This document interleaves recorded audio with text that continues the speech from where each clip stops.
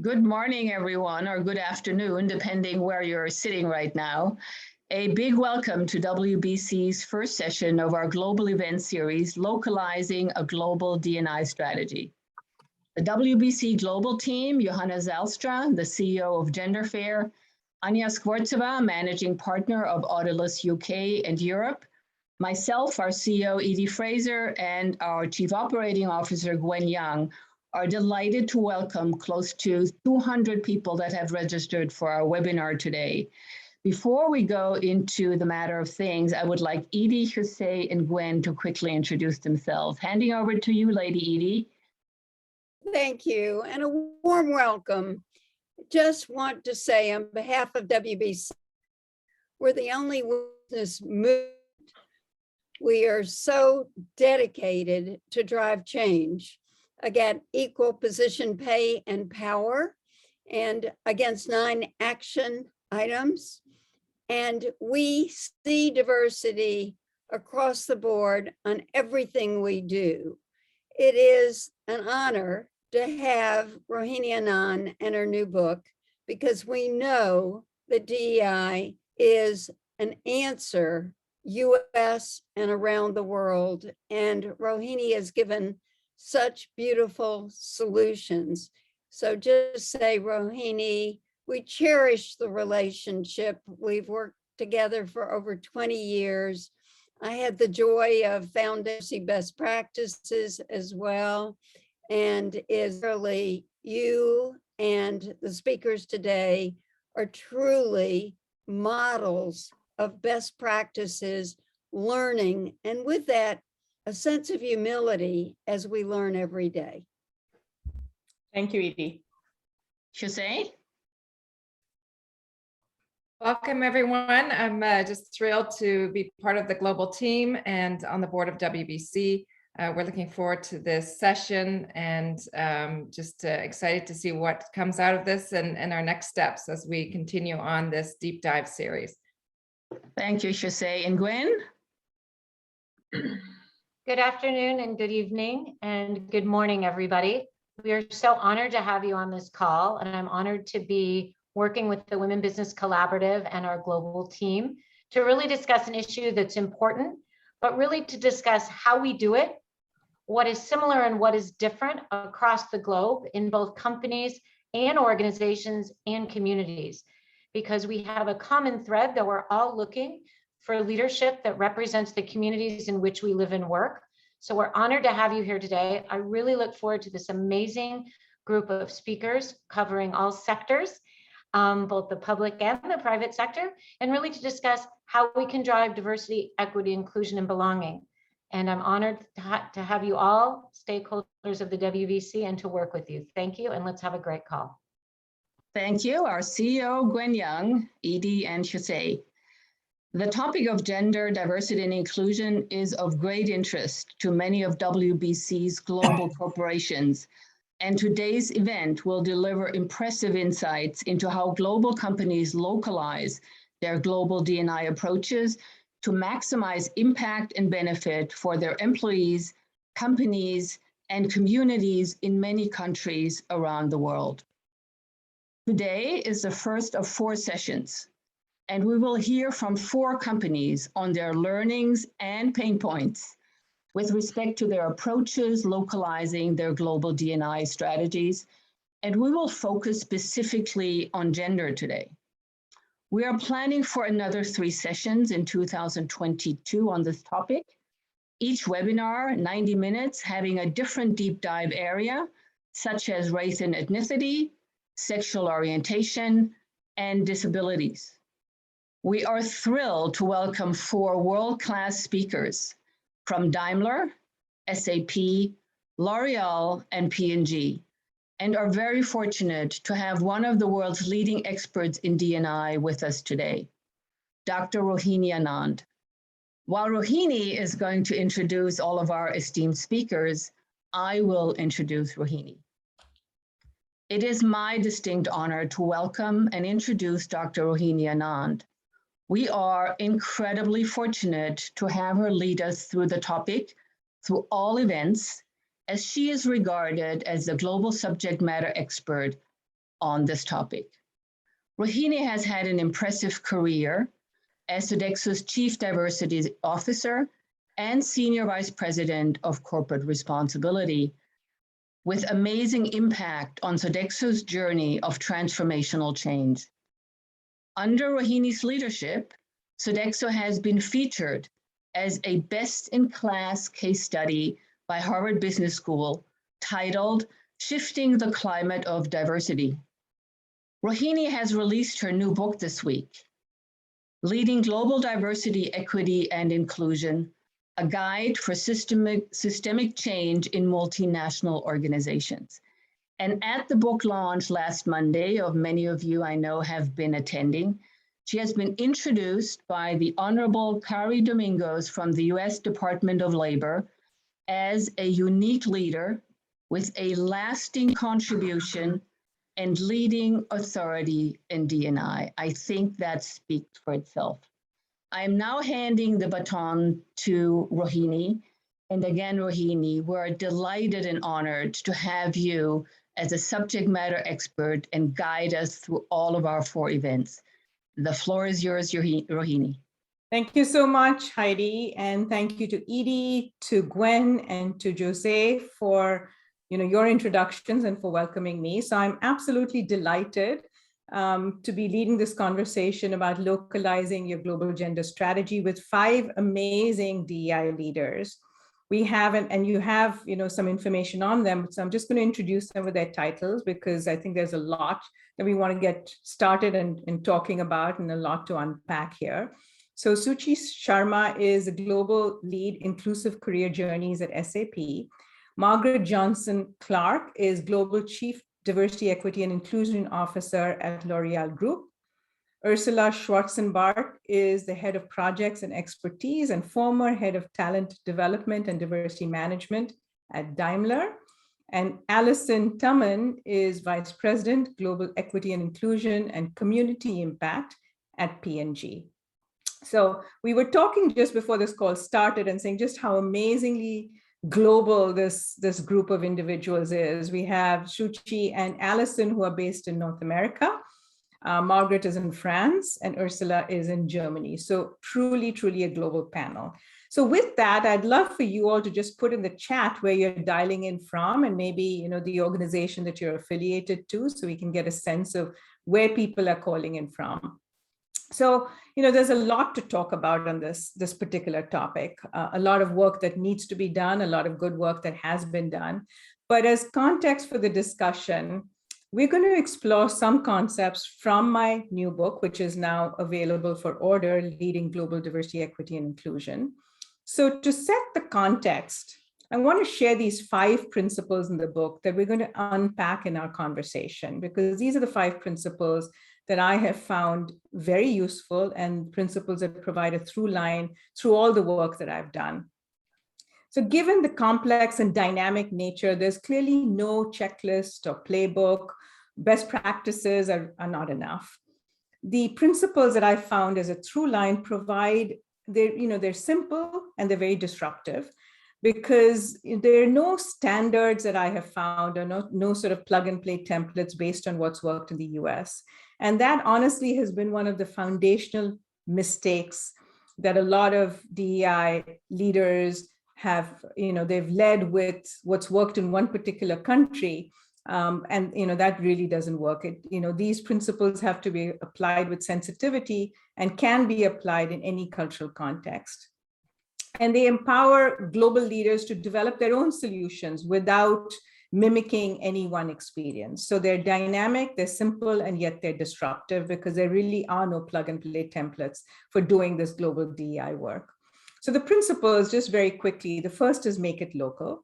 And in the book, there are plenty of stories and, there's a lot of data and research and stories. My own experiences, the mistakes that I have made and, the lessons that I have learned along the way as well, so that others don't have to commit the same or make the same mistakes. So global DEI change must be anchored in an understanding of the local context. It has to be rooted in local particulars, informed by the history, the culture, the language, the laws of each place. And we have to consider how identity is defined, expressed and perceived, and what the power structures are. Who are the dominant and subordinate groups in different parts of the world? And with this understanding of the context, it's a first step in providing strategies to advance underrepresented groups locally. And those underrepresented groups differ depending on where you are. It doesn't mean accepting the status quo. And outside influences can be catalysts for change. They can raise issues that those within a cultural context either are not able to see or not able to raise because of charged power dynamics. So, so this work really, making it local and disrupting the status quo works best when there's partnership with local change agents, when local change agents are empowered to find the right entry points and make these initiatives relevant. So first is make it local, and that's critical to doing global DEI work. The second is leaders change to lead change. I mean, everyone on this call knows that a commitment to inclusive leadership by senior leaders is absolutely fundamental to ensuring that DEI is sustained. And when leaders embrace DEI with authentic purpose and passion, organizations go from performative actions to sustainable progress. But to do that, leaders have to internalize the benefit of DEI, and this requires a disruption of their worldview, a change that happens often with the very painful work of introspection. And ultimately, transformative leaders combine inclusive mindsets and behaviors with concrete actions. So personal behavior demonstrates conviction, and taking action signals a commitment. So, and this requires, as all of you on this call know, and Ursula, Margaret, Shuchi, and Allison clearly know, that it requires intentionality to prioritize DEI as you would any other business imperative. The third, and it's good business too, you all know that a compelling narrative for change is critical. When that's absent, 70%, a full 70% of change efforts will fail. But this change narrative can't be bolted on or siloed. It has to be congruent with the organization's purpose, how business is done, and regional trends. And that can be legal or financial or business, or simply the right thing to do. Now, the last two, go deep, wide, and inside out, is about the fact that organizations are comprised of interconnected systems that work in concert with each other. And DEI needs to be infused into the processes, the policies, the systems, and the structures. So Principle 4 considers embedding DEI wide through scaling governance frameworks and structures and strategies, deep by seeding organizations with local change agents, and inside out by integrating it into DEI, into the internal and external systems and processes. And there's detailed lists of how and where to do that in the talent lifecycle. And lastly, know what matters and count it. Metrics spotlight problem areas. They provide possible solutions, they're instruments for change. And they're most effective when they align with the local context. And gathering data in different countries can be challenging. And they're most effective when leaders are held accountable. So getting the right global metrics is always a challenge because of the local nuances. So put your questions in the chat. I'll be looking and scanning for those questions as we go and integrating it into the Q&A. Into the conversation with the panelists. So keep putting your questions in. So I'm going to ask each of you this first question, and then we can get to the more specific questions. So the first question is, for each of you that works, each of you works in a global company doing DEI change work globally. Can you share with the participants what has been most frustrating for you in doing this work globally? What are the mistakes that you've made, the lessons that you've learned when it comes to your global gender strategy? I'm very transparent about the missteps that I have made, the mistakes I have made in my book. So if you can share, some lessons that you might have learned or missteps that you've made, that would be very helpful to the audience. So I'm going to start with you, Margaret. I'll go to Shuchi, Ursula, and Allison. Thank you very much, Rohini, and thank you very much, everyone, for being with us today. I think that one of the most frustrating things when I arrived in this position 4.5 years ago, I've been in the company for over 20 years, and prior to this, in a nonprofit dedicated to inclusion topics, I have to say that a lot of wonderful gender equity programs were piloted and tested in France, because this is where our headquarters were, including, for instance, analyzing gender pay gap since 2007. But when I arrived in 2017 in this position, one of the most frustrating things is that it hadn't necessarily gone global. So we had a global policy for women in leadership. We had a global policy on sexual harassment issues. We had a global top issues on gender equity in many domains, but on gender pay gap, interestingly enough, we had 10 years of experience to close the gap, but not necessarily to spread the word, assuming that by just showing a good practice in the headquarters would suffice to make sure that all of the HR teams would duplicate it locally. And obviously this did not happen. So this is something that I needed to quickly amend and really push forward. So I think that was one of the biggest frustrations for me. That's so interesting, Margaret, because I think you're absolutely right. Sometimes you think that what works in one country at the headquarters is something that can be, spread globally. But just the way pay gap is even calculated is very different from country to country, right? So how do you kind of attend to those nuances? Having, and we'll talk a little bit more about sort of universal versus local strategies. But having sort of a policy, but then making sure that it's flexible enough to get implemented with attention to the local nuances. That's great. Thank you. Who did I say goes next? I don't remember. Was it you, Shuchi? Go. It was me. Thank you. And thank you so much for having me today, Rohini. It's really a pleasure to be a part of this conversation. If I were to think about what's been most frustrating, a few things come to mind. What I see working in a large organization, and SAP is a software and technology company that has grown to become over 104,000 people plus, all over the world in 180 countries. And I would say that it is, or what my observation is, organizations don't always have the capability, which by that I mean the people, the process, the technology platforms, to really design for and measure impact. And so instilling that discipline and skill in the organization allows one to use resources more effectively to really mobilize change. Yet that's a mindset and a discipline that doesn't come naturally to business functions.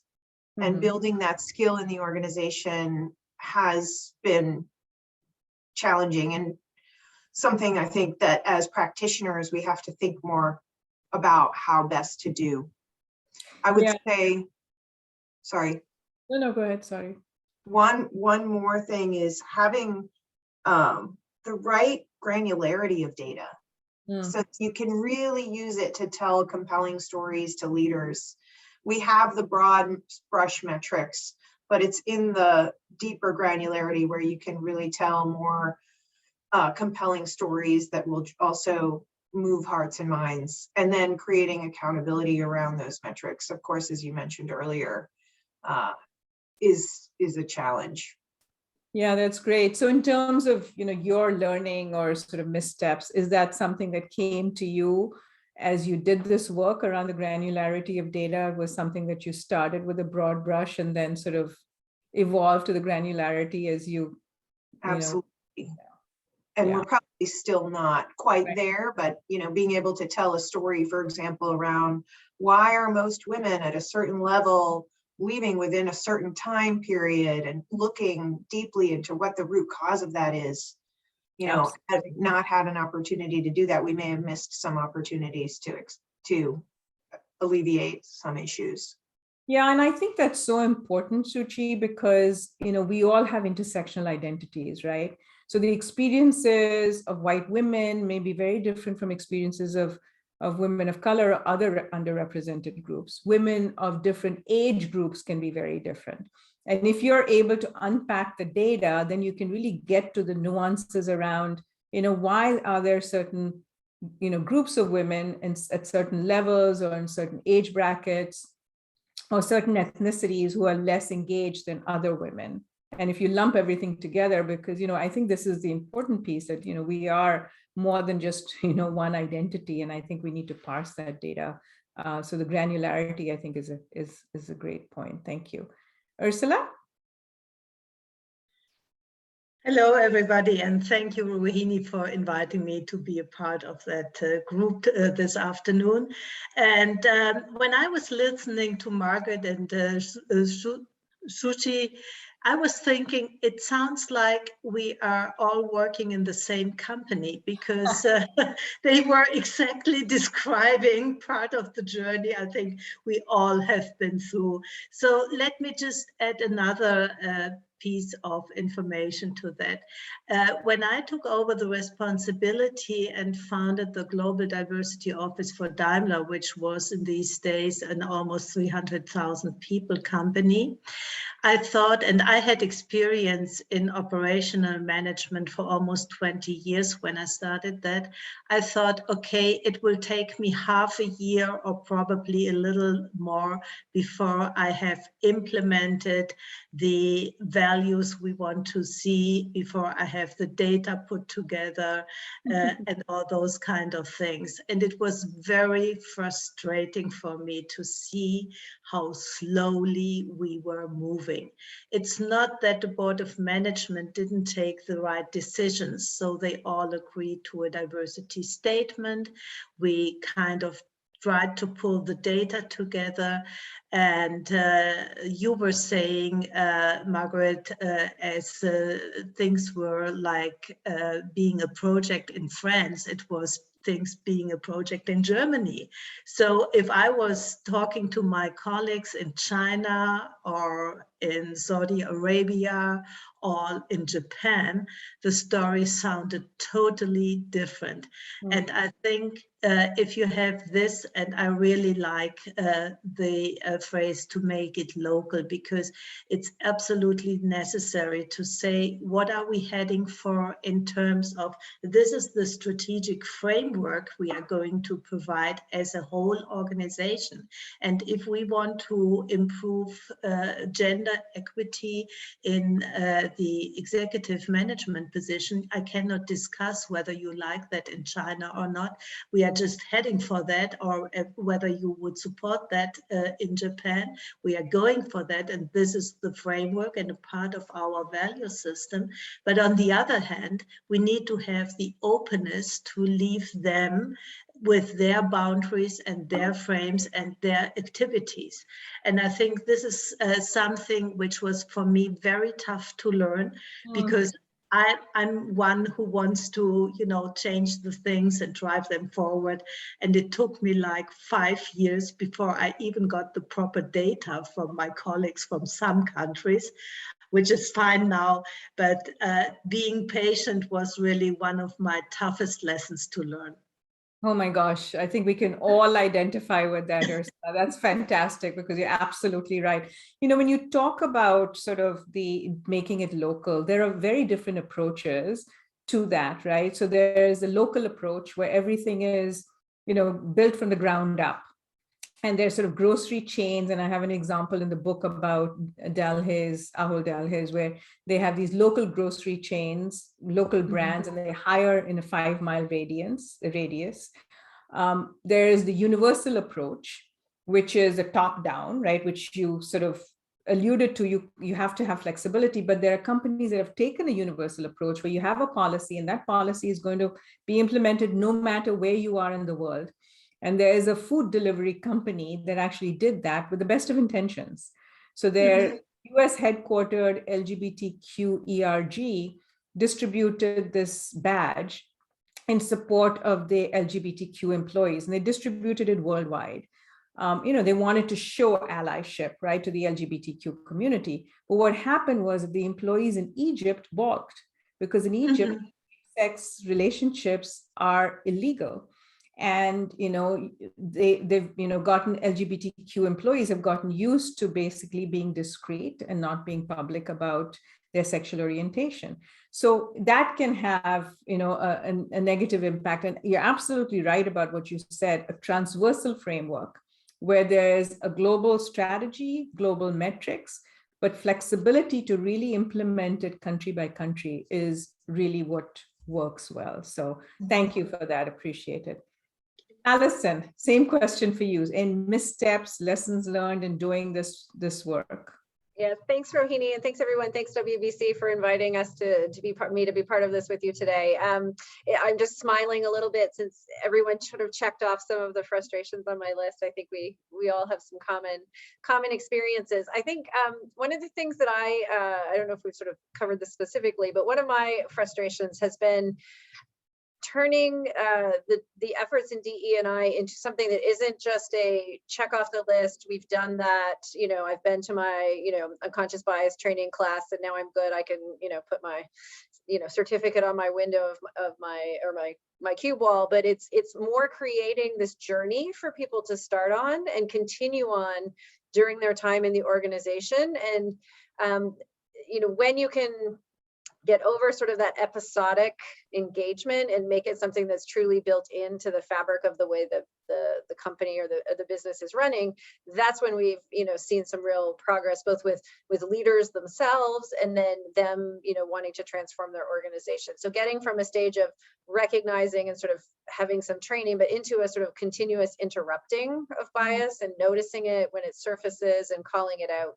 I think that's one frustration, to try and get more people on that journey. I think the other one is really impatience, frustration and impatience, constructive impatience, I guess, for the dominant culture group, whomever that may be. Often it's men in the context of this gender discussion, but that dominant culture group, recognizing that this is not something that everyone else is going to take care of, but they need to be in that journey, in that conversation, and it's yesterday would be a good time to start, not later on in the future. I think having that happen in a way that brings more people into the conversation, sometimes that's where I get a little frustrated, and that lack of comfort with discomfort, which often keeps the dominant group from joining in sooner, I think is something that finding ways, and I'm sure there's lots of advice, and many people on this call from all around the globe. It's great to see people checking in on the chat.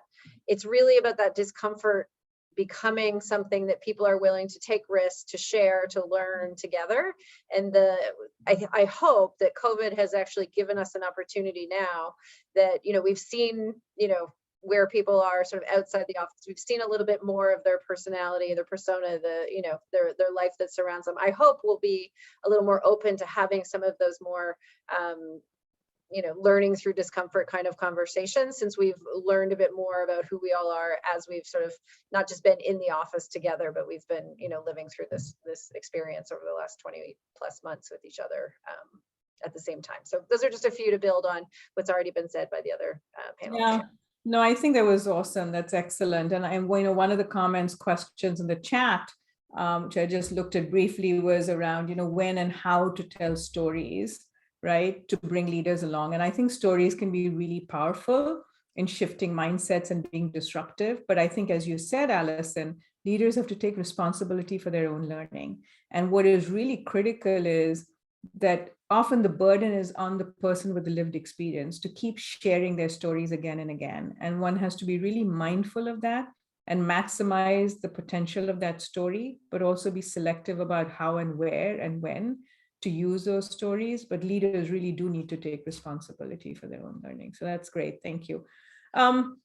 So I'm going to go to the first principle, because this was awesome. I think we really got into some of the nuts and bolts in terms of the challenge in doing this work. It's difficult work, but it's very gratifying work, and that's why we all are still doing it, right? So I'm going to stay with you, Allison, and ask you this first question. During our conversations prior to this call, you shared some terrific examples about this first principle, making it local. And P&G has done an amazing job. I mean, you said Mark Pritchard is going to be honored tomorrow, I believe you said, in New York. He leads your marketing, has done an incredible job with the advertising. And what is incredible is how it's been localized, to the various different markets with a deep understanding of the culture while pushing for change. So I want you to share some of that, but if you don't mind, I'm going to share the one that I've shared in the book, which I just find incredible, because It's an ad in India, and it's, I think, Share the Load, where you have this older father figure who's watching his daughter ironing her husband's shirt. She's fixing her child's lunch. She's running around all over the place. And you hear him thinking and saying, I feel so bad for my daughter. She has to do all this. She played house when she was growing up, but that was because there were no other role models for her to see that things could be different. I was a bad role model. I never helped her mother. And then it cuts to him doing the laundry with his wife. And why I think it's so powerful, Allison, is because if that message had been delivered by anyone other than an older male father figure, it would not have been heard. So this is about, a great example of really understanding the power dynamics in a local culture, and then using those power dynamics to disrupt the status quo. So it wasn't, it's not just that, he's saying these things, but it's changing mindsets, but in a way that can be heard in the local context. So I'll stop there because I know you have fabulous examples, but I just love that ad. So. Rohini, I appreciate you sharing that with me, because our team in India, they developed that in 2015. And what's unique about our conversation on this is I'm very familiar with that work and that ad, but I wasn't involved directly in the development process of it. It was just around the time I was transitioning into my gender equality role. And what you just shared is fascinating, because I didn't see that insight that the team obviously saw developing that locally in India, why that was so important, that it was delivered in that way by that character, in the advertisement. So I appreciate you sharing that with me, because I know part of what, Mark and our entire brand building organization is looking to do around the world is to find those insights. I think it's really, the most significant work we've had is often from the most powerful insights that are often, representative of biases that we have all the time. So Share the Load is a wonderful example of that. It actually did travel outside of India, but was localized in other countries like France and the Philippines. And, in the US now, we have a home care led program called Come Clean to Close the Chore Gap, and it's all about the disproportionate, number of chores done in the household. What's really striking is the measured difference we've seen in India, for example, with Share the Load. So, it's been a succession of stories. It's a book. I call it a book, and each chapter that gets revealed sort of takes the discussion further.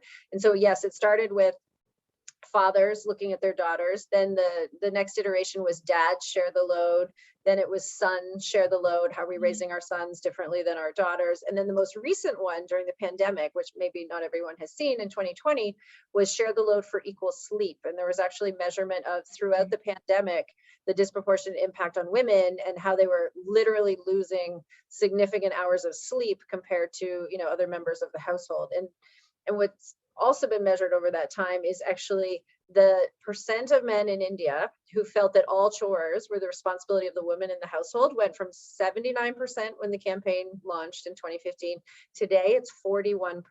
Last year, it was measured again. And so, that is measurable change and shifting in cultural norms. Now, it's only one norm. There's many more that need to be tackled and addressed, but it's quite a significant one. We have a firm belief at P&G, and we share often, we don't believe you can have equality in the workplace and in society until you have equality at home. And so the things that we can do to, take a stand periodically is important, and Share the Load's a wonderful example of that.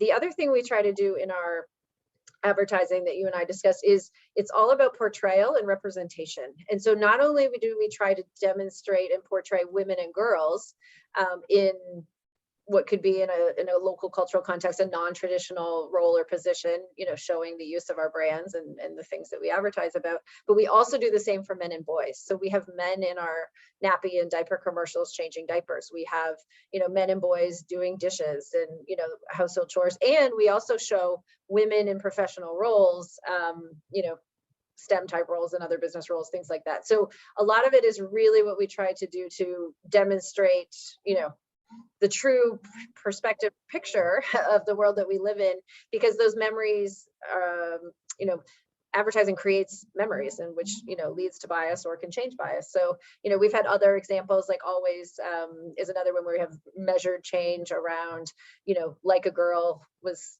seen by, 80% plus of people as an insult. Now it's only 19%. You know, there are ways that, you know, when you do take a stand periodically on these things, you can actually shift cultural norms. But your context and the local needs to adapt it is very, very important. Always like a girl would not work in certain parts of the world if it had been sort of replicated.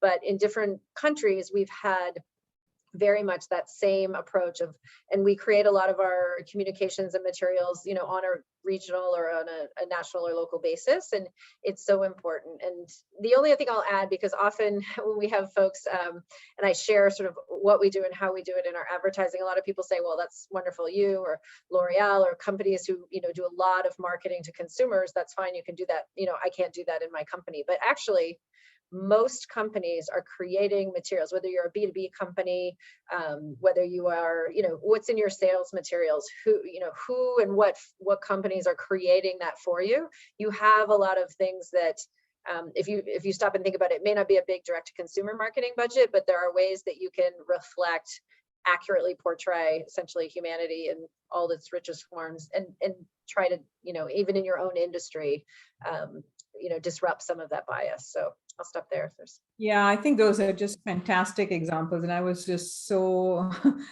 intrigued when you shared some of them with me. There are a couple of points here, Allison. I think you mentioned it, right? So it's identifying the dominant group. And here the messages are being given by the dominant group, right? So I think it's a fine line that, you know, we seek validation from the dominant group. But what P&G does so well is to use that to disrupt the power dynamic. So you're getting, you know, the message is being delivered by the male, but it's to disrupt that power dynamic. And I think the other thing that you do so well in your ads is sort of partnering with local change agents to really disrupt the status quo. Mm-hmm. So, you know, it's, and both of those things I think are just so incredibly important. That's awesome. Thank you. So I'm going to keep going, and Shuchi, maybe you can share with us, you know, how you have some examples maybe of how you've localized your gender strategy, if that's okay with you. You're muted, Shuchi.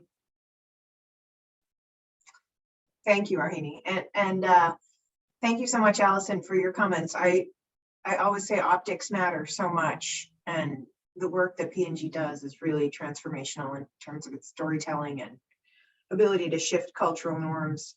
We have really addressed our strategy on gender using that concept of transversality.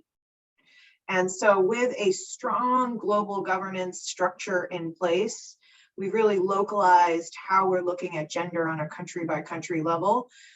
Originally, when we started that process, we took a very deep dive into every single country's data to understand what were the issues on the ground. And then from there, we developed different action plans and tactics that would be applied locally, and then still continued to align them with our global metrics, and our global targets, really. So, you know, for example, what we found is that in Brazil, we knew the market was very different in terms of hiring female technical talent. And so when we looked at our hiring process, we saw, okay, there's a place here where we're probably in the steps that a person goes through to be hired, we may be losing candidates more because our competitors in the market have a very different process in place, and they're sort of wooing them in a very different way that we need to be cognizant of.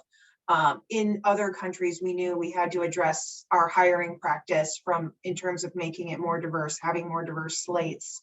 In India, we had a sponsorship effort that we knew we needed to be in place because that dominant group really made a difference in terms of when we had women sponsored into leadership positions, that was what moved the needle there. And in a country like Germany, where we have a large share of the market, and we have a large presence and employee brand, our hiring works really well, but we knew we needed to work on developing our female talent and putting in certain programs that are going to accelerate their trajectory in terms of getting into leadership positions. So at every country, we've looked at the data and looked at the context in which we're operating to understand what are the dominant issues that are driving some of the challenges we may see and address those. The other thing we saw is that when a specific country unit really embedded our strategy into their own people's strategy at a local level, that's where we saw the most progress around gender. And it was everything from process to policy. And we do a lot of that at a global level. However, a lot of things change at the local level when implemented because of regulations, laws, context, and culture, which you speak to in your book, Rohini. And I think that's proven true for us as well. Yeah, I think that's a really important point, Shuchi, that, basically the whole sort of beauty of this transversal approach is that outsiders can raise issues, can disrupt the status quo, can bring in sort of cross-border sharing that helps a particular intact country or culture to then accelerate the speed of change. So I think this outsider-insider partnership is very critical, because outsiders can bring new ideas to a culture that those from within may not be able to even raise. So you just talked about the fact that where you saw the most progress is where the local country had adopted the gender strategy, but then implemented it with local nuances. So yeah. I think that really speaks to that. So there is a question. I'm going to ask you this one, Margaret, before I move to Ursula. There's a question in the chat that I want to ask, which is, have you seen, how have you seen the pandemic work from home movement now expanding to permanent status, changing things? Since men like me doing childcare for grandkids are now discovering home life, so that women like my CEO daughter, finding that she no longer has to hide family to be successful, will women find that they can be treated as equals in the workplace when home is a place of work? So what are you seeing, Margaret? So we at L'Oréal, obviously we have 69% of our workforce that are women. So women seen as mothers and definitely was part of who we were, because we've been supporting with maternity leave, 14 weeks of paid leave throughout the world, not just here in France, but really globally for almost a decade, this being brought. So making sure that we were there for women when they became mothers, when they had to work from home because their kids were ill and they needed to be there to make sure that everything was okay, was already kind of part of the way we worked. During the pandemic, I think it's changed a lot of things in the sense of this hybrid work, which I'm not sure has anything to do with being a mother. I think it's about dealing with finding the right balance for men and women to keep being engaged, to keep being able to work properly, even when located in a small apartment with none of the means.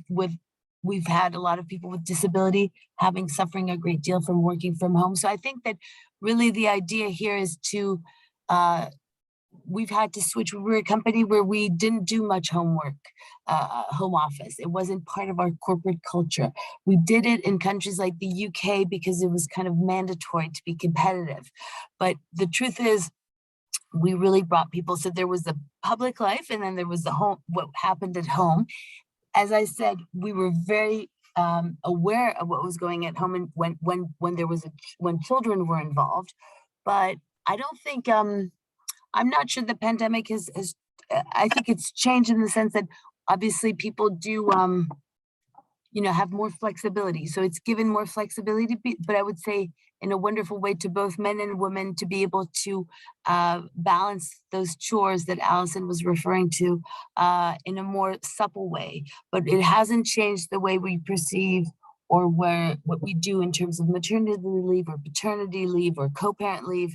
But it's definitely given much more subtlety for instance, here in many countries like yours, when schools do shut down, it's great to be able to have fathers or mothers who work at L'Oréal to be able to be at home and work from home while taking care of the kids. So I think for us, it's just been more of a culture shock of this hybrid work and finding the right way, but it goes beyond gender equity. It's about a work-life balance that doesn't only relay for women. So I hope I've answered your question.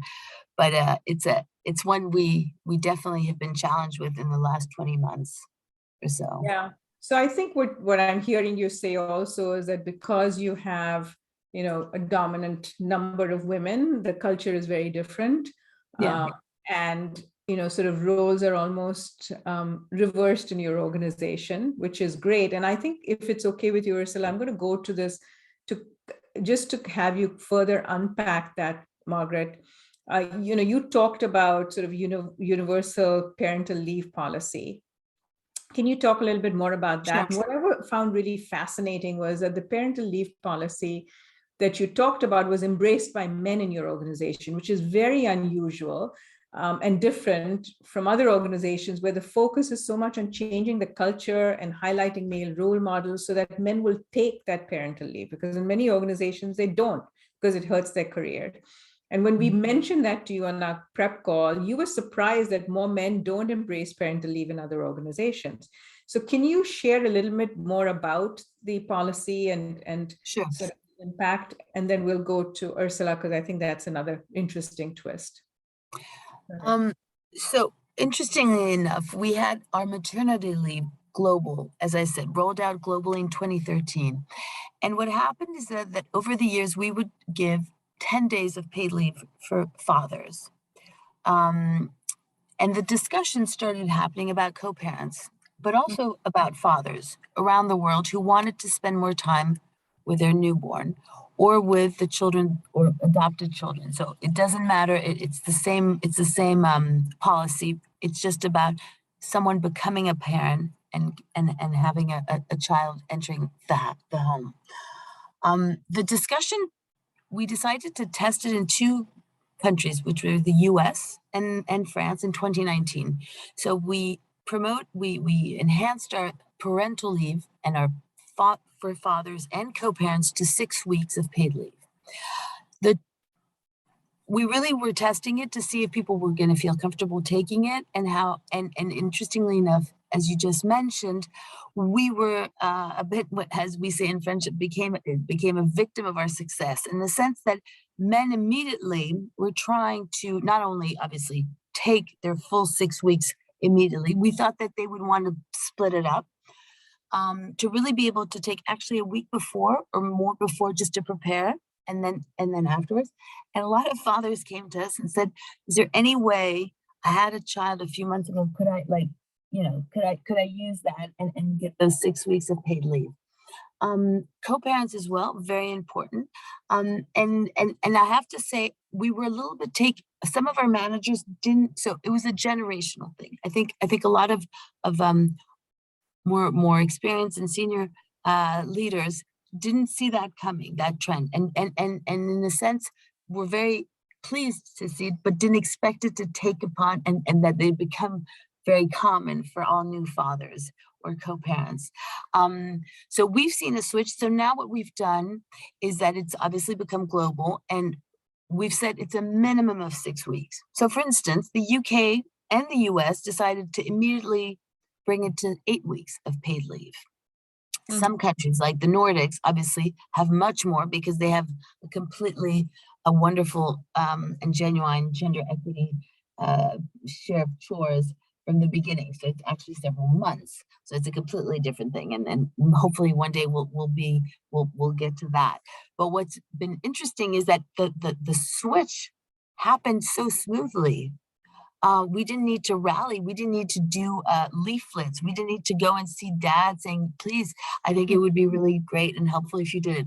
They were and it wasn't in one country. I have to say this was interesting, regardless of the culture. So obviously dads were quite young, but everyone really, it picked up very quickly. So I think it's a wonderful learning, and I think it's a wonderful way of leading and speaking up on gender equity and how to share chores by also having men, even if we have fewer of them in our organizations, but by having them, because tomorrow they will go up and be at the top of, and be able to lead in a very kind of equitable and an interesting way, I think. So we're preparing also our future generations. Yeah, I think that's great. And I think it speaks to the whole notion of this is why we do the work, right? So it's not just one thing. we're in interconnected systems, and you have to make your organizations more diverse, but you have to make the culture more inclusive and equitable. And in your organization, obviously, the predominance of women had shifted the culture such that it was now the norm, to take this leave, and therefore the men had to follow, which is really where we want to get to. So I think it's a great example. But what struck me was how surprised you were that that's not happening in other organizations, but it's not. So I think, this is a great example of how, culture can change with that representation to shift. So I think, continuing on this particular topic, Ursula, you shared a presentation once that was just completely fascinating to me. So I want to ask you, Germany has a maternity leave policy that would be, the envy of every mother in the United States. Yet there's been some unintended consequences, right, of that policy. So can you share a little bit more about the unintended consequences on the advancement of women? And share a little bit about the cultural context in which the policy is grounded. I think that would be very helpful for folks. Yes, certainly, Rohini. And let me first of all kick it off with setting the legal framework of what is happening in Germany. So before you give birth, you have 6 weeks of paid maternity leave and 8 weeks after giving birth. That means a whole of 14 weeks with 100% salary. And then in addition to that, if parents decide, mother and father, they can have up to 34 months paid leave, which is paid through the state of Germany, and which is making it possible so that parents can really look after their children and spend the first months with them, and the first years, of course, also. But there are not only wonderful, this is not only wonderful for those people, because Germany is one of the countries in the world which has the most paid leave for fresh-baked parents, but there are also other things going on. And especially if you look into the major companies in Germany, you can see that German employees are saying that a lot of mothers especially are coming back after this childcare time in part-time assignments. And 52% of the German employees see that part-time assignments are career killers. And I must say, from all what I know, not only in my organization, but also in other companies, as soon as someone is starting to work in a part-time assignment, those people are perceived as being not ambitious enough. But if you then look after what is happening between men and women, it's like 66% of the mothers work in part-time when they come back, compared to only 6% of the fathers who come back. Which is something which is a cultural issue, I guess. Women are taking more than 1 year parental leave, and only about 10% of men are taking 1 year of parental leave in the country. The full-time employment couples perceive the culture of presence at work. This has a little changed through the Corona situation, because work in the office is not taking place right now. But again, those who want to grow their careers, and you can perceive it, it's not that I have data about it, but you can see that those who want to grow their careers are still going to the office. They want to be seen in the office. So, and we have in our country, we have like almost 25% of fathers taking at least 6 weeks off in 2018, and 75% of mothers taking the parental leave allowances. If we look into those data, we can see what is happening not only on the basis of the data, on basis of analytics, but what is perceived inside the organization. Because most of the things which are happening around parental leaves are going under the unwritten rules perspective of what people think about people having a family. So, and here we are still in the situation, and I know, again, it will take some time. We need to be patient about it, but motherhood is very often perceived as the lack of career ambition and career orientation, especially in times where it comes to the transformation of an organization. Women who become pregnant are seen from other managers as looking for a way to get out of this chaotic situation, so to say. And if women return, and they return on a part-time level, they always have to deal with a decreasing visibility, with a shrinking network, and with a lot of organizational changes, especially during the transformation. You sometimes go out of the organization for, let me say, only for 3 months, 4 months or something like that, and you return and your boss is not there any longer, your colleagues are gone, and everything has changed. And this is really something very critical. If you want to go back and start your career back, you have to deal with a whole different situation. The reintegration of women very often goes below the qualification they had before they went in parental leave. And this is in combination with part-time, very demanding, but it is what we can see in many, many companies happening if you are not steering against it. Yeah. And what you also see is there is less professional experience of women due to longer career breaks and fewer weekly working hours. And this is, may it be true or not, it's sometimes perceived when it comes to promotion as the lack of ambition, the lack of experience, and in combination with the lack of the capability for leadership.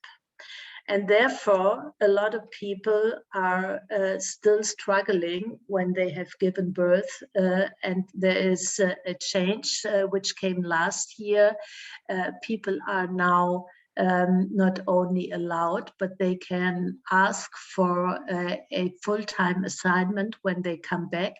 But I think personally, and this is a personal comment, that the culture in Germany with the part-time assignments, which was designed to support families, is really more a burden for the women and is shrinking their career opportunities. Yeah, this is fantastic, Ursula. I mean, I think this was a complete eye-opener for me. And, you know, at the end of the day, it's about, you know, you need systems change, you need good policies, but change happens at the intersection of the personal and systemic, right? So the best of policies can backfire if the culture has not changed, if mindsets have not changed. Yeah. So I think we have to be working at both levels. There's actually a really interesting example yesterday. I had a book launch and somebody from IBM shared the story with me. She said that IBM put in place during COVID and right after COVID, this policy where they would pay for caregivers to travel with mothers so that they could meet clients. So caregivers would, you know, travel with the babies and you know, help the mom. And then they realized, you know, that this was really unacceptable because they're reinforcing the role of the mother as being the caregiver. And this really needs to be expanded, not just to women. So I think we have to constantly be examining our presumptions about a place, even when we grow up in that place. I think that, it's still, but this is where I think disrupting the status quo, showing how things can be different, is also very helpful. But that was really very, very interesting. And so I'm going to we're going to open it up for questions in a few minutes, but I'm going to ask two more questions. One of Allison, which is, Allison, this fifth principle is know what matters and count it. And can you share a little bit about how you use gender metrics globally and some of the challenges that you might have encountered along the way? I absolutely can, Rohini. And I put my hand up there just for 1 second. I wanted to share just a little quick anecdote about what you just shared about the responsibility sort of defaulting to the mother in this context, or to women. And I noticed in the very earliest days of COVID, when we all started doing our meetings, like this, that you would see the little, arrivals of children or even pets or whomever, but mostly children, coming into the calls. And I would make it, in leading a number of calls, I would make a point to stop and welcome whoever that was. Now we call them the interns when they arrive and appear in the calls. But after said, visitor would leave and depart the call, I would always make a point that I had been noticing how many visitors we had over the course of the last few weeks or months. And I would make a point to note how many of those visitors came into the women on our calls. And it's funny how I didn't see as many of the men, and I would leave it as an open question. And gradually over time, we started to see a bit of a culture change where you would have some visitors to the men's Zoom boxes on our calls as well. But, just stating that, that was a noticeable effect, that, the women were sort of default having the visits come in. It was important. And we actually have a couple very senior male leaders who would have, a child doing homework next to them or something like that. And we would welcome, that child into the call. But it made a very big statement to the men in the organization that there was absolutely nothing wrong with you being the parent, supervising adjacent to you, whomever the child was who wasn't in school at the time. So I think sometimes just calling some of those things out and recognizing, that default could be there as the bias, and that, you want to interrupt that on your team. That's just one tiny example of something. Yeah. And Allison, have you noticed that when it's men that have, kids coming in or something, they get a lot of kudos, right? Oh, this is wonderful, dad. And with women, sometimes it becomes, oh, this is another interruption that she can't seem to manage. Yeah. You have to sort of take those on and address them so that it doesn't become a famous quote I recall from one panel like this was, you don't applaud fish for swimming, like they are in the water. So yes, you're not babysitting your own children as a parent. So yes, I take that with you. But back to your original question, Rohini, which is around what you get what you measure, in other words. We have taken a very deliberate approach. We just launched our 2021 citizenship report yesterday as a company. And in there, we updated our representation data, which we started publishing for both gender and the US EEOC minority groups, for our board, our entire workforce, our management workforce. It's very well laid out, our global leadership council level. And you'll see in that data, which is readily available right on our website now, we're tracking our progress. We use 2015 as a baseline, which is the year that we actually started measuring all of these things with, objective targets, reviewing it on a regular basis, and quarterly with leadership. Obviously we were tracking things before, but we got very deliberate. And not only do we track our progress with women, but we got very granular about how many women is this. We call it simple math, is the framework. If you use a board example, because it's easy math, if you have 12 people on your board and you only have 3 women, you're at 25%. And we had a goal to get to 50%, which we achieved in October of this year. So we went from 30-some% to 50% over the course of that 5 years.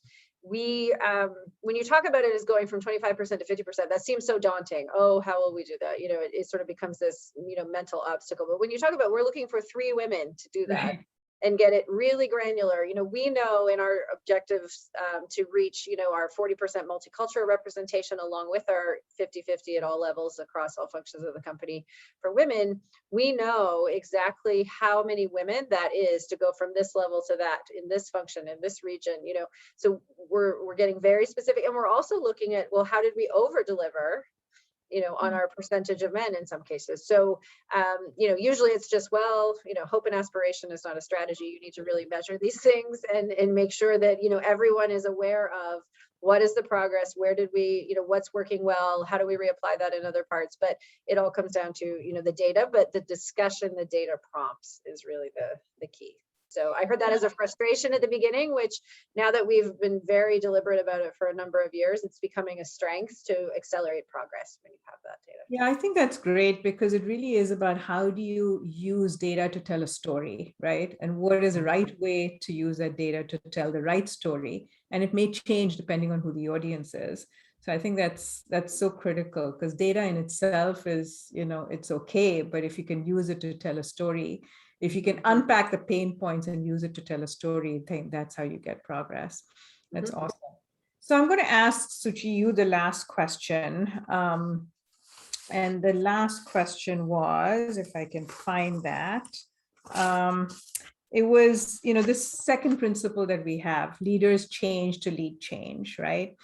And, we know that leaders sort of set the tone, they drive for the change, and it's absolutely critical. But for leaders to lead with purpose and passion, very often they have to have a disruption of their worldview and see the benefit of diversity, equity, and inclusion to themselves and to the organization. They need to get it not just in the head, but in the heart as well. So can you share some examples of how you've built a culture of allyship in your organization?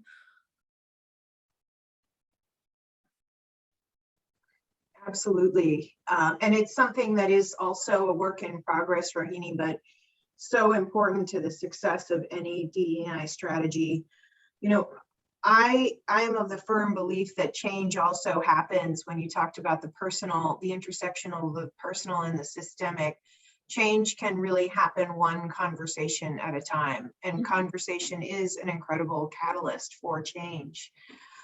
And so we have done sort of a two-pronged approach. One has been to globally, through our organization, really share a lot of education to build awareness and empathy for the experience of underrepresented minorities by bringing in some academic experts to speak about specific issues, whether it's in Asia or in Europe or in North America.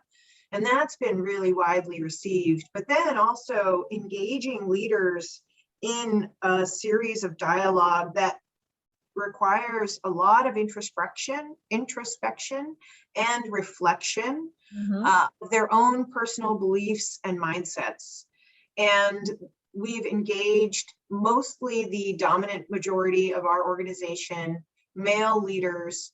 I've worked very hard to identify champions of change, right? Because those are the people that are going to help you overcome that organizational inertia and resistance. And if you can work with them to really spark and drive change, they will set new cultural norms. But those people have to go through the journey themselves. And so we've rolled out a program we call Activating Men for Parity, which is an allyship-based program, which I always say is really the beginning of your journey. And it is a series of 4 facilitated guided dialogues that talk about what does it mean to be an inclusive leader, and how do you actually, what kind of tools and resources can we give our managers to equip them with the right strategies, tactics, behaviors to start implementing that in that very moment in their day with their teams. And so each of those dialogues has those tools and resources, but first going through that introspection and dialogue with other leaders to talk about inclusion, privilege, bias, from not only from a personal perspective, what they've experienced, what others have experienced, but also from a systems-based perspective. How are our systems set up, and what ownership and accountability do we as leaders have to really drive change? A lot of times our leaders come and tell us, we want to get involved, but we don't know what to do. Right. And so this series of dialogues really helps to engender that, equip them with agency for change, and then ask for their commitment and help show them how to be intentional and really demonstrate the behaviors to the organization that are going to start to shift norms. Because if everybody see those leaders acting differently, then they'll start to realize, oh, the game is changing. I also need to behave differently in order to succeed here. And this is what our culture requires of us to promote and progress people equitably in the organization. So it's a work in progress to scale globally, certainly, but it is something we are advancing upon. I think that's great. I think you're absolutely right. Change does happen, can happen one person at a time. And it's these conversations that help to spark that change. So you're absolutely right. And in the book, I actually talk about head and heart strategies and meeting leaders where they are, understanding their ecosystem of beliefs, and then designing strategies, whether they're head, data, or using allies to carry the message, whatever it is, or using heart strategies. So reverse or reciprocal mentoring, stories. And I have many, many, many incidents and stories in there of how you can do that. But I think you're absolutely right. It sometimes is, yes, you need the systems. You need to go deep, wide, and inside out and make sure that all DI is infused in the systems, but then it is about one person at a time too. So that's awesome. So I'm going to go to some of the questions here. And the two that I'm going to ask are, do you think that the countries which require women on boards, Germany, Norway, France, also have better parental leave policies? So if you could briefly, Ursula or Margaret, answer that question, I think that would be helpful. And then the other one I'm going to go to is, in the US, we're dealing with diversity fatigue unleashed by the political divide that has gained steam and become very negative and very vocal. Is this a trend in the global marketplace? So I'll ask that of Allison and Shuchi. So if Ursula, Margaret, if you could answer the first one, which is, do you think that countries which require women on boards, Germany, Norway, France, also have better parental leave policies? Well, I know actually that in France, for instance, or in Austria, Greece, they also have almost the same policies at the same amount of weeks which they offer to women and men for parental leaves. I am not sure whether it's always also dedicated to the men. In the northern countries, definitely. I'm not sure how it is in the southern European countries, but there's definitely more parental leave offered in Europe than it is in other parts of the world. Yeah, so I'm not sure who's said that there's some questions in the Q&A section too. I am pulling, thank you for that, Ursula. I'm pulling the questions from the Q&A section, folks. So maybe I'll just add on something. France has been very proactive for the past decade, passing laws obliging companies to have 40% of women on their boards in 2011. Quite recently, actually today, has been voted and will be applicable very soon. Women in XCOM level, but also in management committees, 30% today. And in the next 8 years, it'll be brought up to 40% of women in large companies. So there's definitely a leading by example and enabling women to with these quotas, which I have to say has enabled us, where our headquarters are based here, also to show and to go even further. So we've used it as a trigger in a sense. Women in boards definitely were not 30% at the time. Today, we're over 50% of women on our board. So it's enabled us to really kind of make that switch. So honestly, I have no idea if there is a correlation between those laws and parental leave policies. I'm assuming yes, but I'm not so sure. But what I do have to say is that I think that all of these different laws that we've seen, or the UK putting a gender pay gap law years ago and so on, has enabled that discussion, the measurement and the publication to really move forward. So I think it's enabled global companies like ours to see what's happening and to make it become part of our norm. So yeah, that's great. So it really is more about creating an enabling environment where you can put in place these progressive policies. because there's sort of role models even at the board level.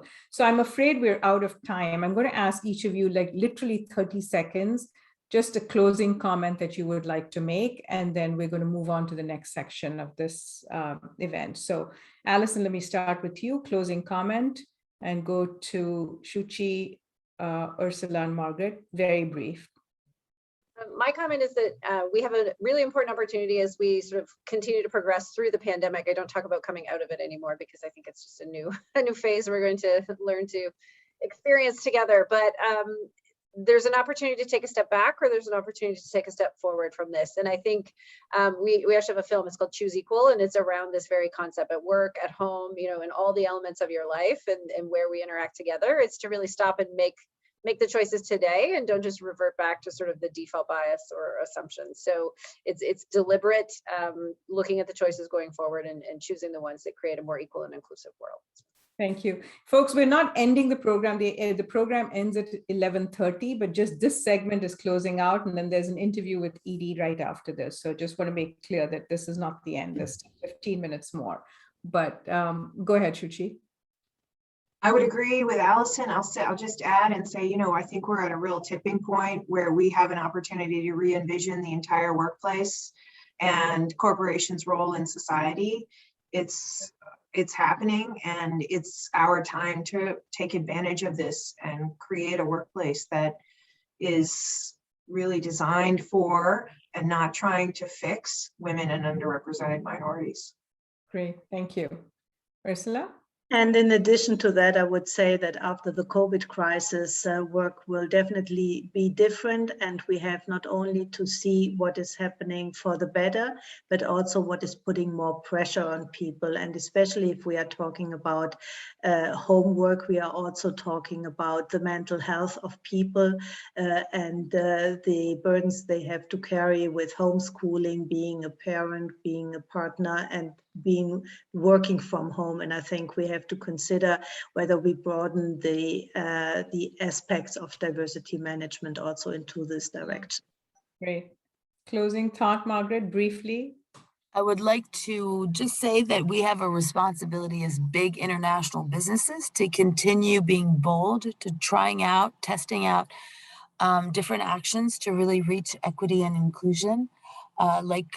Different things, how you and I met on integrating refugees in the workplace, on domestic violence, on so many topics that remain taboo and that for so many years we expected governments or NGOs to lead. And today we really should accelerate even more. And maybe the pandemic has enabled us to do this through calls and situations and opportunities like this one to exchange virtually on amazing topics and to share experiences. So I do think we should really continue being bold and testing and sharing as much as possible to move things ahead. Thank you. Great. Thank you all. Thank you, Allison. Thank you, Shuchi. Thank you, Margaret. Thank you, Ursula. And I'm going to turn it back over now to Edie Fraser.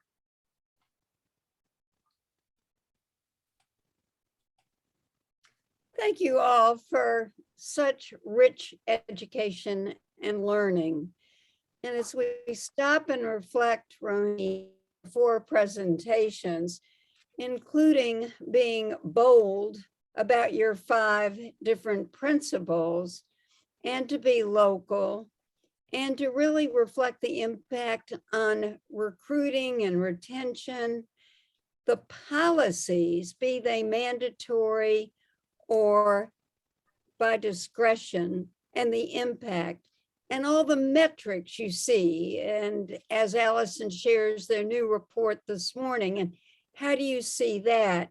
Can you take the totality of the new D&I and tell us, where do we go from here? Yeah, I think, clearly in my mind, I'm hopeful, right? I think now we have more allies than ever before. We have more people who were previously on the sidelines who are willing now to get involved.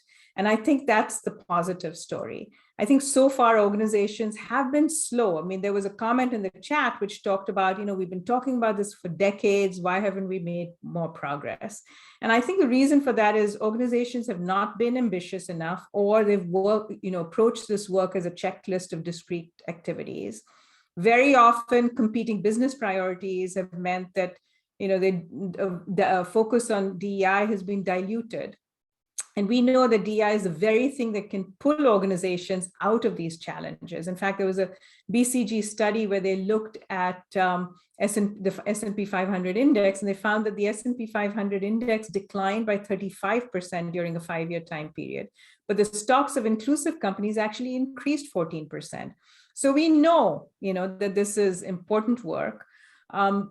Also, Edie, the other thing I find is very often when leaders believe that DEI is sufficiently infused in the culture, they say that it's time to merge DEI with a broader talent agenda, which is fine. But if it's done too soon, there's an external ecosystem out there, and there's an incomplete social justice journey that is still operating against these efforts. So so many organizations view DEI as sort of incremental and dispensable activities, dispensable during crises.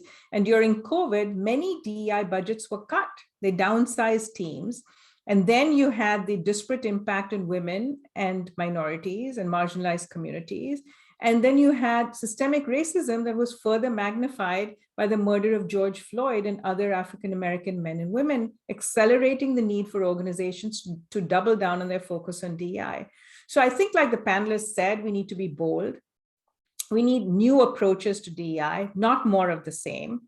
During COVID, organizations pivoted. You had telehealth, you had curbside pickup, you had, flexi work, which was previously remote work, which was considered an anathema in many countries and in many cultures.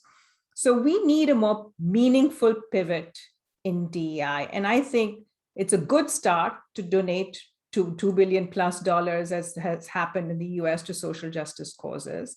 I think it's a good start to commit to increase board diversity and to appoint chief diversity officers. That's important, but it's not enough. And I believe that for beneficial actions that are just not performative, there needs to be a disruption of the status quo that needs to be a normalized part of conversations, not just when it's breaking news.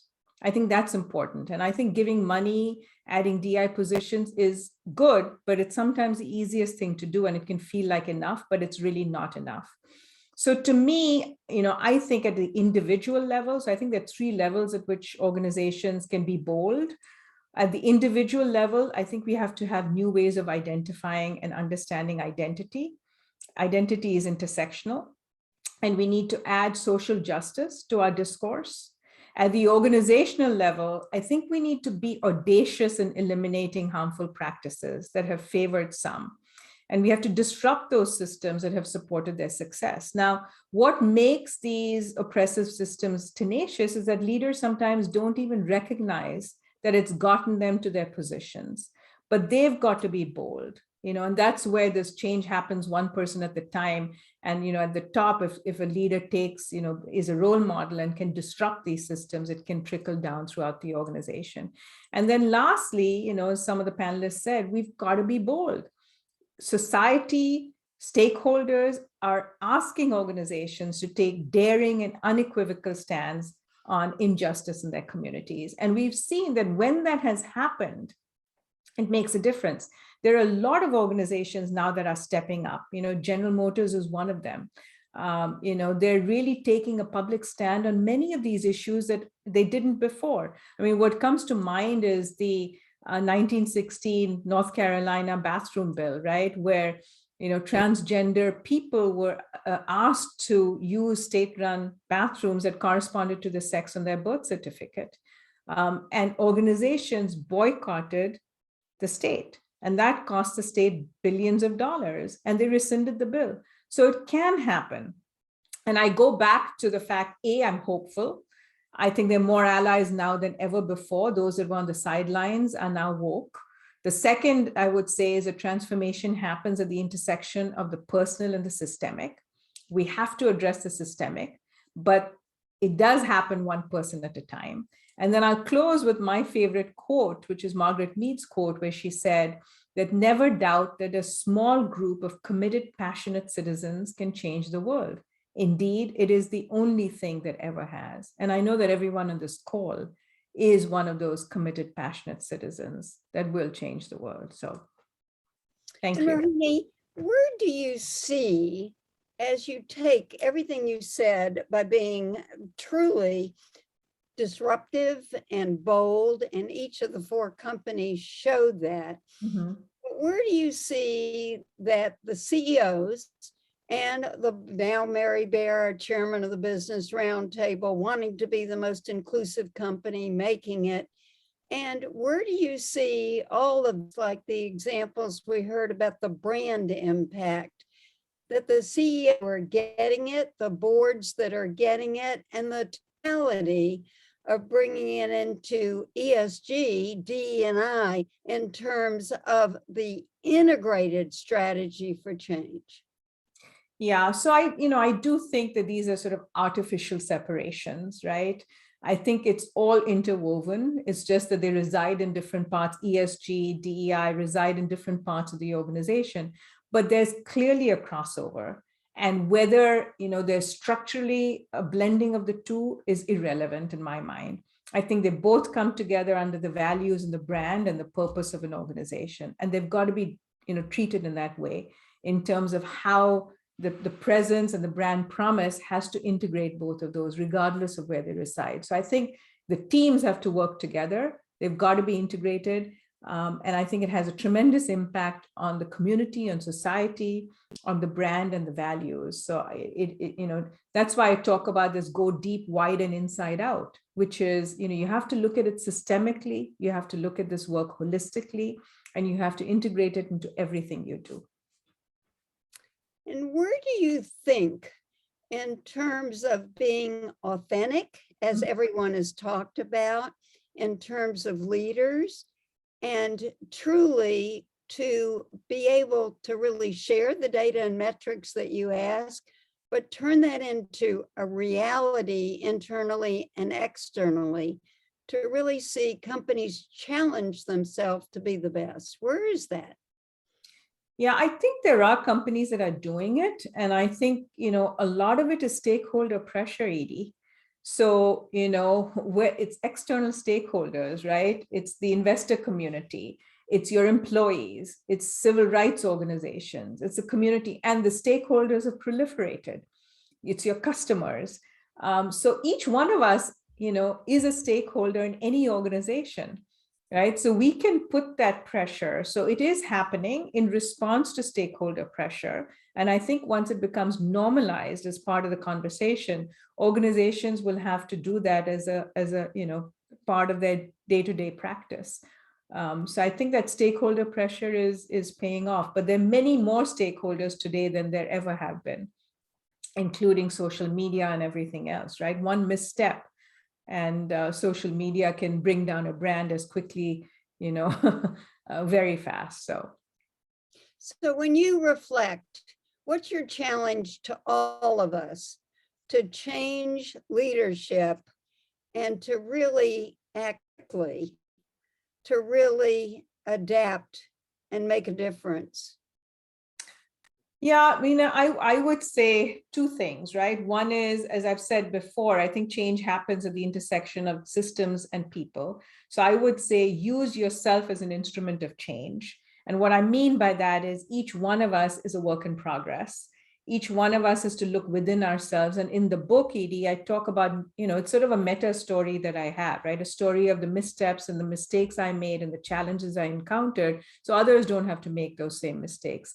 And also the story of my own DEI journey, coming to the US as a young 19-year-old single woman immigrant from India, my own growth. So I think each one of us has to look within and address these issues for ourselves in order to be instruments of change and bring about transformation in others. So I'll just leave it at that. Well, can all of us stop and say, most of us have been working on D&I for decades, but we've learned so much from you, Rohini, with the book. So Procter and Gamble, P&G, and L'Oreal, and Daimler, and SAP, thank you for your stories today, for really showing the totality of change, localizing it. And Rohini, we will just cherish as we go forward with WBC, 3 more forums, but all of us sharing the stories and really driving what you've asked us to do on the 5 principles. So can everyone join with us at WBC? And I think Heidi, of you, Jose, let us just give thanks for the continued push in very difficult times when our policy leaders are being challenged, when our companies are being pushed, all the new stakeholders that Rohini just cited. Thank Rohini and thank the 4 companies today for really making such a difference. Thank you all. Thank you, Edie. Also, a big thank you from myself and my co-chair, Johanna Zylstra, to all of these world-class panelists. And of course, you know, I wrote it in the chat, Rohini, you are simply a superstar. So what you have shared with us today is unbelievable world-class insights, and combined with your practical approach, we're incredibly fortunate to have you also really being our subject matter expert in the upcoming sessions.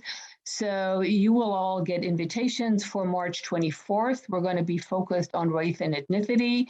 Then we have a session for July 22nd. We're going to focus on sexual orientation. And then in October 20th, we're going to focus on disabilities, all under the umbrella of localizing a global D&I strategy. We've had people from about 12 to 15 countries on the call today.